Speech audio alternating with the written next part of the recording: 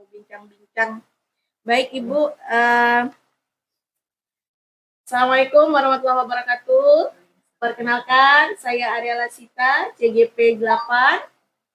Saat ini saya sudah bersama Ibu Indriani Novita, selaku Kepala Sekolah SD Negeri 4 Pangkal Pinang. Bismillah, Assalamualaikum Ibu Indri, bagaimana kabarnya? Waalaikumsalam, alhamdulillah baik Bu Arya. Saya mohon waktunya dulu ini untuk mewawancara Ibu terkait kegiatan-kegiatan di sekolah, atas apa yang telah terjadi, kemudian juga atas keputusan-keputusan yang sudah Ibu ambil terhadap semua kebijakan-kebijakan sekolah karena Ibu sebagai kepala sekolah, seperti itu. Siap Bu Arya. Ya, baik, kita mulai ya. Baik, ini Bu, selama Ibu menjabat sebagai kepala sekolah di SD Negeri 4, bagaimana Ibu dapat mengidentifikasi kasus-kasus yang merupakan dilema etika atau bujukan moral?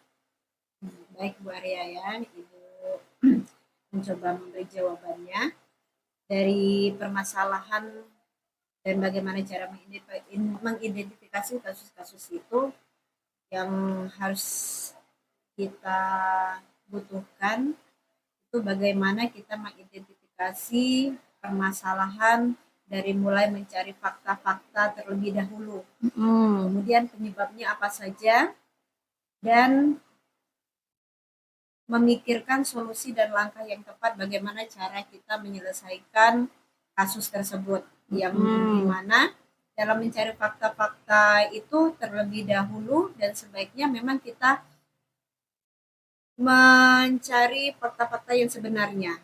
Apa sih titik permasalahan yang terjadi dari apa yang terjadi pada permasalahan tersebut. Supaya jatuhnya tidak tidak salah tindakan nanti ya Bu ya. Benar. Jadi kita harus bisa memilah mana yang dilema etika dan mana yang terkait tentang moral ya tadi. Iya, bujukan moral itu memang harus kita pahami karena dalam mengambil keputusan kita selaku kepala sekolah itu memang harus memiliki prinsip-prinsip. Nah, ada 3 prinsip bagaimana cara penyelesaian masalah tersebut. Baik itu. Oke, Bu Arya. Sudah saya pahami. Kemudian untuk pertanyaan selanjutnya, nah selama ini juga bagaimana Ibu menjalankan pengambilan keputusan di sekolah Ibu, terutama untuk kasus-kasus di mana ada 2 kepentingan yang sama-sama benar atau sama-sama mengandung nilai kebajikan. Baik, dari kasus yang pernah terjadi ya, itu ada kepentingan yang sama-sama benar, pastinya Ibu melakukan pengambilan keputusan pertama itu harus sesuai dengan aturan, supaya dalam penyampaian keputusan itu kita tidak menyalahkan aturan yang berlaku pada saat itu. Dan yang kedua, untuk memecahkan sebuah permasalahan yang ada, baik itu terkait tentang siswa dan kondisi sekolah, kita selaku kepala sekolah tetap bermusyawarah.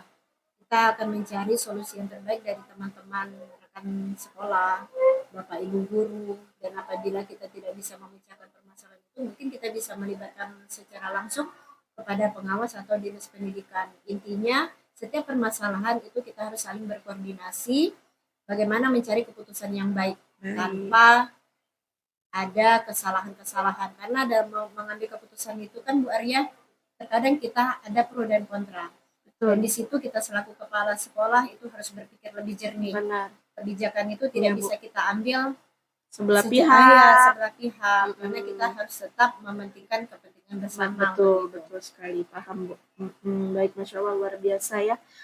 Selama Ibu menjabat sebagai kepala sekolah di SD Negeri 4 ini, saya yakin sudah banyak sekali keputusan-keputusan yang terbaik yang Ibu ambil untuk kepentingan orang banyak seperti itu. Kemudian langkah-langkah atau prosedur seperti apa yang biasa Ibu sudah lakukan selama ini? Untuk langkah-langkah dalam pengambil keputusan, biasanya dirapatkan terlebih dahulu, mengajak rekan guru, mencari keputusan yang baik ya. Jadi dimusyawarahkan, mencari solusi yang terbaik, kemudian dari keputusan yang kita ambil itu mendapatkan dampak yang Yang baik positif, untuk kita, ya. yang positif. Jadi kalau ada pro dan kontra itu biasa, intinya dari kesepakatan kita bersama kita membuahkan hasil kesepakatan yang bisa membawa ke hal yang positif, Bu Arya. Akan bersama ya, Bu Ya, ya. kesepakatan bersama. Intinya saling berkolaborasi. Karena Baik. kita selaku pimpinan kan tidak bisa mengambil keputusan itu secara sendiri. Baik, baik Ibu. Nah, selanjutnya hal apa saja yang selama ini Ibu anggap efektif dalam pengambilan keputusan pada kasus-kasus dilema etika tadi? Artinya contoh saja ya Bu Arya, sekarang lagi ada permasalahan terkait kehadiran siswa dan itu menjadi dilema untuk kita di sekolah, tapi intinya untuk menyelesaikan permasalahan tersebut sih memang harus adanya musyawarah dengan guru dan staf sekolah untuk mengambil keputusan karena itu menyangkut kepentingan kita bersama. Berarti terkait peserta didik tadi ya Ibu ya? Apa namanya, terhadap peserta didik, bagaimana kehadirannya, mungkin sudah lebih dari 1 pekan, 2 pekan, kemudian begitu ya. Berarti juga akan ada pemanggilan orang tua seperti itu Bu ya? Orang kita kan memanggil juga wali kelasnya. Jadi permasalahan yang awalnya terjadi itu sehingga anak seperti itu apa titik temunya yang harus kita tadi cari. ya. Kembali tadi ke fakta-fakta tadi ya Ibu ya. Kembali ke awal tadi. Iya. Iya, nomor pertama. Iya, baik, saya pahami Ibu. Tapi kemudian untuk sekarang belum terdapat keputusan, belum diambil keputusan untuk Insya Allah dirapatkan kembali untuk mencari keputusan itu agar lebih tepat lagi. Iya, semoga keputusannya nanti setelah diadakan rapat guru membawa kebaikan untuk semuanya, untuk siswa terlebih ya Ibu ya, untuk peserta didik kita. Oke, baik. Selanjutnya, hal apa saja yang selama ini yang merupakan tantangan? Nah, tantangan Ibu saat Ibu mengambil keputusan pada kasus dilema etika tersebut. Pasti saya yakin banyak sekali tantangan yang Ibu bilang tadi, pro dan kontra seperti itu kan ya? Untuk mengambil sebuah keputusan itu benar Bu Arya.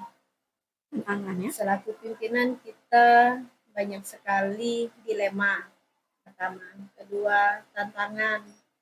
Bagaimana kita bisa menempatkan diri kita untuk lebih berpikir jernih, kemudian membuang ego dan emosional kita karena tidak semua pihak bisa menerima apa menjadi keputusan kita selaku pimpinan. Dan semua itu memang kita harus menempatkan diri jujur Bu Arya. Segala keputusan itu butuh pemikiran yang matang. Yang matang. Karena dari kasus-kasus yang terjadi bisa saja untuk memenuhi keinginan semua orang itu kita tidak bisa. Benar. Tidak bisa semua keinginan orang kita akomodasi ya. Kita akomodasi. Tapi intinya yang harus kita pahami itu bagaimana kita bisa lebih legowo ya. Lebih legowo bisa menerima keputusan itu. Masukan dari rekan-rekan itu bisa dicerna dulu di apa kata istilahnya harus dipikir sematang-matang mungkin. Jangan jadi, sampai kita salah pengambilan keputusan. Butuh waktu yang fokus gitu Bu ya. Jadi setelah hasil keputusan rapat itu biasanya pikir sendiri gitu. Kita pikir dulu apakah ini sudah tepat. Nah, tapi kalau memang belum tepat, sharing dulu. Jadi kalau saya kepada pengawas, Pak, kami punya permasalahan seperti ini. Forum rapat keputusan kami seperti ini. Apakah itu sudah sesuai dengan ranah apa yang kita ambil seperti itu. Biasanya masukan pengawas itu bisa menjadi referensi untuk kita. Jadi mikir kalau saya ambil keputusan ini nanti apa efeknya akibatnya. Kalau yang B apa akibatnya. Betul Ibu. Jadi tetap berkoordinasi ke pengawas seperti itu Ibu ya sebagai referensi tadi ya. Berarti itu termasuk hal efektif juga tadi ya.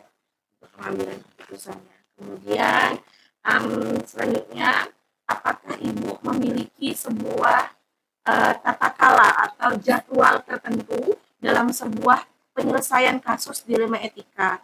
Apakah Ibu langsung menyelesaikan di tempat atau memiliki sebuah jadwal untuk menyelesaikannya? Tadi yang dikatakannya berarti sudah terjawab seperti Ibu bilang butuh waktu di rumah tadi mungkin seperti itu. Apakah Ibu menyusul jadwalnya, prosedurnya, atau bagaimana yang Ibu lakukan? Kalau untuk jadwal itu nggak ada, karena permasalahan itu kita tidak tahu kan betul. waktunya kapan, benar, ya. berapa itu memang tidak bisa dan tidak terjadwal. Jadi tergantung situasi dan kondisinya. Pada saat permasalahan itu terjadi, apabila bisa dipecahkan dalam waktu itu juga langsung. Tapi misal permasalahannya berat atau apa, tetap kita harus punya waktu untuk memikirkan memecahkan permasalahan tersebut. Jadi kalau terjadwal dan tidak terjadwal itu tergantung kondisinya, Bu Arya. Jadi intinya kita harus duduk bersama mencari solusi terkait permasalahan yang kita hadapi. Oke, baik Ibu, saya pahami. Cuman tadi ketika sudah mendapat hasil rapat, tetap Ibu membutuhkan waktu untuk memikirkan dengan tenang ya Bu ya. Seperti itu, ada waktu tersendiri. Salah mengambil kebijakan. Iya, oke, baik. Kemudian selanjutnya, adakah seseorang atau faktor-faktor yang selama ini mempermudah atau membantu Ibu dalam pengambilan keputusan dalam kasus-kasus dilema etika? Saya yakin tentunya ada, Bu ya. Nah, itu siapa, Bu? Pertama, kalau permasalahan di siswa, intinya wali kelasnya. Kemudian guru mata pelajarannya. Nah, selanjutnya mungkin guru senior ya, yang bisa kita ambil masukannya karena beliau kan lebih lama di sekolah tersebut. Nah, mungkin karena dia lebih memahami lingkungan dan karakter siswanya. Tapi sebagai panutan kita juga harus bisa meminta pengalaman-pengalaman dari rekan sejawat ya, sama-sama selaku kepala sekolah, kita sharing apa sih yang bisa kita ambil keputusannya seperti itu, Mbak Ria. Mudah-mudahan dengan kehadiran guru-guru tersebut bisa mempermudah Ibu untuk berinovasi dan berbagi pengalaman terkait apa yang terjadi. Baik. Tadi tambahannya ada pengawas ya Ibu ya, pengawas dan pihak dinas ya. Dinas, baik. Tentunya tetap berkoordinasi, berkolaborasi dengan semua pemangku ya Bu ya, pemangku kebijakan, tetap harus baik. Nah, pertanyaan terakhir nih Ibu, dari semua hal yang telah disampaikan tadi, pembelajaran apa yang dapat Ibu petik atau Ibu ambil hikmahnya dari pengalaman Ibu dalam mengambil keputusan dilema etika? Pembelajaran yang bisa Ibu ambil ya Bu Arya, dari apa permasalahan yang terjadi, bagaimana cara kita mengambil keputusan.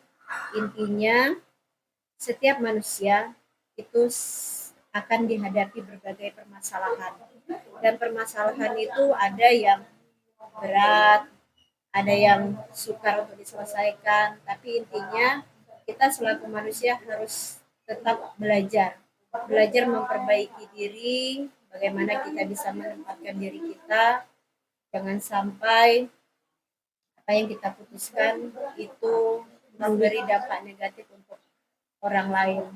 Intinya itu tadi, permasalahan yang kita hadapi dalam hidup, intinya jangan dijadikan beban, Bu Arya.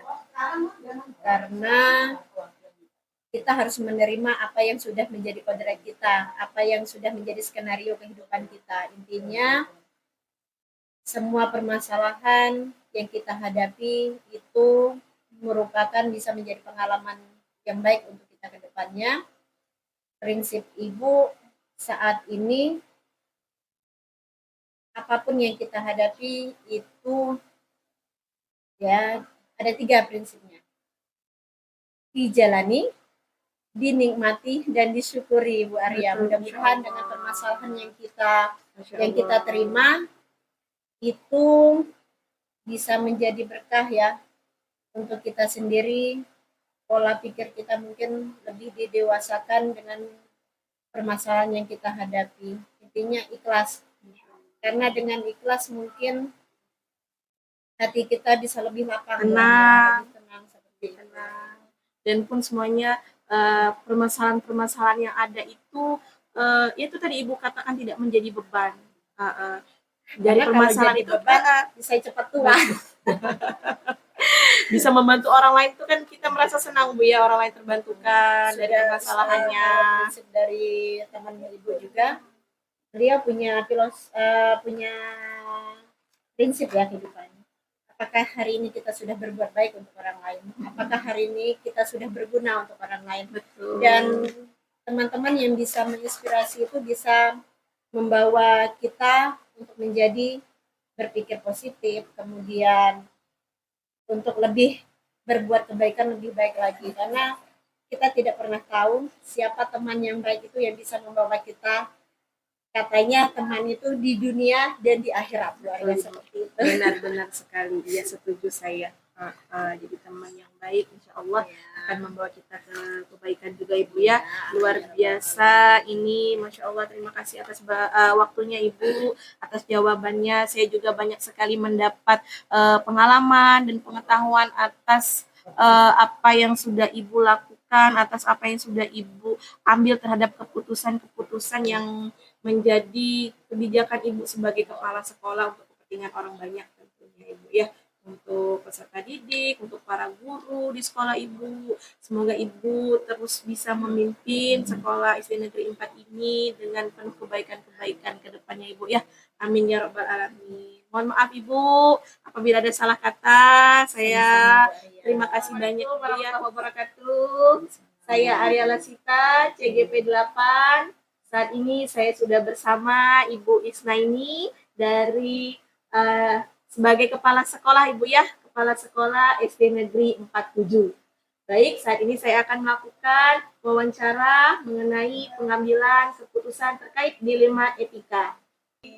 Oke, mohon izin ini sebentar minta bantunya, mau bincang-bincang, tanya-tanya, wawancara Ibu. Ini nanti kita mau bincang-bincang terhadap keputusan-keputusan Ibu yang sudah pernah Ibu ambil sebagai kepala sekolah di SD Negeri 47 ya Bu ya. Baik, kita mulai Ibu. Nah, selama ini bagaimana Ibu dapat mengidentifikasi kasus-kasus yang merupakan dilema etika atau bujukan moral? Jadi selama ini untuk kasus-kasus yang pernah saya alami itu merupakan dilema etika dan membutuhkan moral ya, membutuhkan moral. Cara pertama yang dilakukan untuk mengidentifikasi pasti kita mencari faktanya terlebih dahulu ya. Iya betul. Ya, apa saja penyebab terjadinya kasus tersebut ya. Setelah kita tahu fakta sebenarnya, kita memikirkan solusi dan langkah-langkah yang tepat untuk menyelesaikan kasus tersebut. Baik, jadi Ibu mengawali dengan fakta dan terlebih dahulu ya. Baiknya itu yang pertama. Oke, baik, saya pahami Ibu ya. Jadi Ibu menggali dulu fakta-fakta yang ada, kemudian apa faktor penyebabnya Ibu ya. Kemudian setelah itu mengambil langkah-langkah yang tepat terhadap identifikasi yang sudah dilakukan terhadap fakta dan penyebabnya tadi. Oke, nah selanjutnya Ibu, bagaimana Ibu menjalankan pengambilan keputusan di sekolah Ibu, terutama untuk kasus-kasus di mana ada dua kepentingan yang sama-sama benar atau sama-sama mengandung nilai kebajikan. Jadi misalnya ada kasus tersebut ya, di mana dua kepentingan itu sama-sama benar, ya. Pasti yang saya lakukan itu mengambil keputusan itu. Yang pertama, keputusan yang akan kami ambil yaitu sesuai dengan aturan ya, supaya jangan sampai keputusan tersebut malah menjadi jadi. tanpa kita sadari itu menyalahi aturan Betul. yang berlaku. Setelah itu, yang kedua pastinya itu akan kita musyawarahkan terlebih dahulu ya dengan teman-teman kita di sekolah untuk mengambilkan sebuah keputusan yang tepat. Baik, iya. Jadi semuanya berbasis aturan yang ada di sekolah, Ibu ya. Nah, kemudian berusaha untuk memecahkan masalah, mencari solusinya terhadap kasus tersebut, selanjutnya bermusyawarah dengan rekan guru. Baik. Nah, pertanyaan selanjutnya Ibu, langkah-langkah atau prosedur seperti apa yang biasa Ibu lakukan selama ini dalam pengambilan keputusan? Prinsipnya untuk menyelesaikan dilema biasanya ya kita berpikir berbasis hasil akhir, kemudian berpikir berbasis peraturan, dan juga berpikir berbasis rasa peduli. Nah, selanjutnya, hal-hal apa saja yang selama ini Ibu anggap efektif dalam pengambilan keputusan pada kasus-kasus dilema? Biasanya hal yang paling efektif pasti itu dengan cara musyawarah. Musyawarah dengan guru dan staf di sekolah ya. Karena itu merupakan keputusan yang harus ya untuk menyangkut kepentingan bersama yang harus diambil untuk menyangkut kepentingan bersama. Musyawarah. Dengan orang banyak ya Ibu ya. Iya. Jadi tidak ada yang merasa dirugikan, tidak ada yang sebelah pihak yang diuntungkan atau dirugikan seperti Ibu. Intinya untuk kepentingan halayak. Baik, sudah saya pahami. Kemudian hal-hal apa saja yang selama ini merupakan tantangan dalam pengambilan keputusan pada kasus-kasus dilema etika Ibu? Dalam setiap kasus pasti ada tantangannya pastinya. Betul, iya. Jadi apalagi misalnya kita selaku seorang pemimpin, di mana kita harus mengambil keputusan yang nantinya apakah bisa diterima semua pihak ya. Namun pasti ada di wilayah etika yang dimaksud di sini tentang tantangannya pasti dalam hal perasaan. Perasaan diri kita sendiri sebagai seorang pemimpin. Betul. Karena jujur kita pasti memikirkan membuat keputusan itu apakah dampaknya baik ya yang terjadi dalam kasus itu, bagaimana apakah sudah bisa memenuhi keinginan semua orang atau belum misalnya. Nah, jadi perasaan itu pasti ada. Iya, baik Ibu. Selanjutnya, apakah Ibu memiliki sebuah jadwal tertentu dalam sebuah penyelesaian kasus dilema etika? Apakah Ibu juga langsung menyelesaikan di tempat atau memiliki sebuah jadwal untuk menyelesaikannya? Nah, kalau ada bentuk seperti apa, prosedur seperti apa yang Ibu lakukan? Nah, itu kalau seperti itu tergantung sikonnya. Iya. Karena kita kan tidak pernah bisa mengetahui ini kasusnya apa, ya. Kan ada kasus kita yang tidak bisa kita prediksi seperti ini, tetapi bila ada laporan ataupun kasus dan itu dilihat, oh ini termasuk kasus ringan, misalnya bisa diselesaikan di tempat atau di hari itu juga. Iya. Nah, jika itu kasusnya harus melibatkan banyak orang di situ, berarti kita harus membuat jadwal. Misalnya kita mengadakan sebuah pertemuan ya. Ibu selaku pimpinan misalnya pasti menentukan jadwalnya untuk menyelesaikan kasus tersebut. Kita duduk bersama untuk menyelesaikannya. Tergantung besar kecil kasus yang terjadi dan bisa dengan cara mengatur jadwal untuk rapat tersebut. Baik, iya Ibu, saya pahami. Oke, baik Ibu. Selanjutnya, adakah seseorang atau faktor-faktor apa yang selama ini yang memudahkan atau membantu Ibu dalam pengambilan keputusan dalam kasus-kasus dilema etika ini? Nah, pastinya ada ya yang kita jadikan panutan, dilihat misalnya karena kita mengenal seseorang, kita tahu orang tersebut karakternya bagaimana. Misalnya contohnya kita bisa menjadikan guru senior sebagai panutan, misalnya atau junior yang memang sudah inovatif, sudah berpengalaman, bahkan kita juga bisa menjadi panutan rekan-rekan kita misalnya, karena sesama kepala sekolah di mana biasanya kita sering sharing ya gitu ya, sesama pimpinan ya, di sekolahnya, sesama pimpinan dari sekolah lain, betul Ibu. Luar biasa.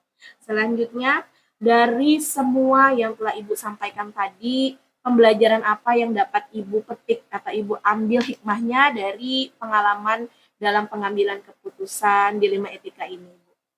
Jadi pembelajaran yang penting dari pengalaman kasus yang menyangkut tentang pengambilan bersama etika tentunya dalam menyelesaikan sebuah kasus kita jangan terburu-buru membuat kesimpulan. Kita harus cari tahu dulu fakta sebenarnya, penyebab terjadinya.